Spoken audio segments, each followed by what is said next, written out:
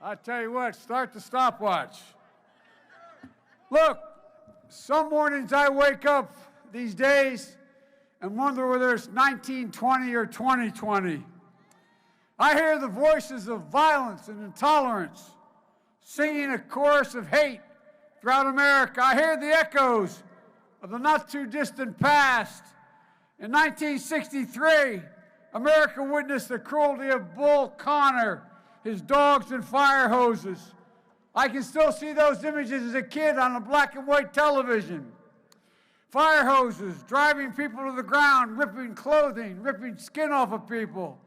Dogs, their fangs bared, rising on their hind legs. Those images shocked the nation. If Bull Connor had hoped to put a stake in the heart of the civil rights movement, he did the exact opposite. He focused at an inflection point in American history. America began to bend toward the moral arc of the universe, toward justice. We ended up with the '64 Civil Rights Act. We later had the Voting Rights Act. Dr. King called it the second emancipation. Dr. King was one of only two political heroes of mine.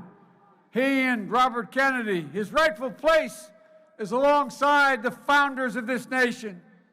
There's still giants, though, walking among us.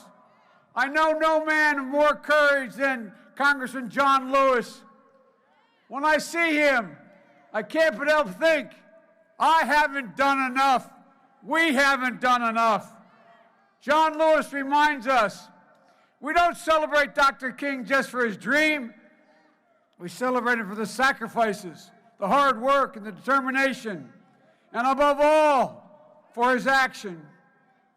One of the lessons from that moment was the transformative change in our country. Is sometimes progress runs fastest when we're at our lowest point.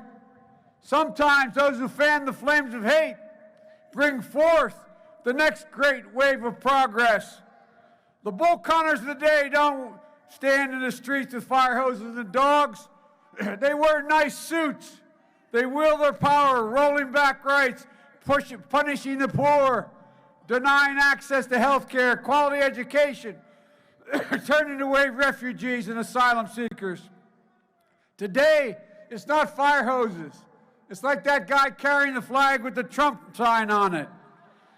It's not snarling dogs that's brought us to an inflection point. It's Donald Trump's poisonous, divisionist politics. We have a tremendous opportunity to take the next great step forward in racial justice, criminal justice, domestic justice, environmental justice. Folks, we have a chance to rip out the systemic roots of racism in this country. To paraphrase Dr. King, we have guided missiles, but we have misguided men leading this nation. So if you don't like what's going on in this country, you only have one thing to do: work. And don't stop working until November the 3rd. Together we can and will win. I know what it takes to protect voting rights in this country. I did it in the Senate. I know what it takes to pass health care in this country. I did it with Barack, and we need to build on it now.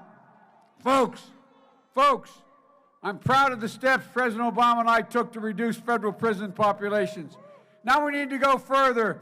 No mandatory minimums, end of private prisons, fund drug courts, bail reform, job training, and so much more.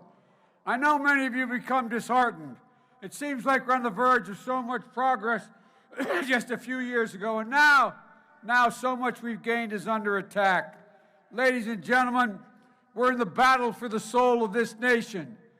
In 2009, I was standing on a platform in January in a city of my city that had been burned to the ground earlier in '68, waiting for a black man to pick me up from Philadelphia and take a train ride to Washington, D.C. to be inaugurated as President and Vice President of the United States of America. Folks, between America, the American ideal, we have created, so allegedly, all men are created equal. There's a harsh reality that racism has long torn us apart.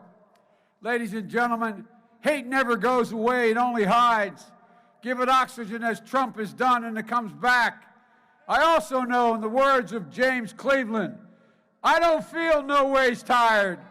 We don't feel no ways tired. We've come too far. We have from where we started. Nobody told me the road would be easy. And I don't believe he brought me this far to stop now. God bless you all, and may God protect our troops. Let's take back this country now.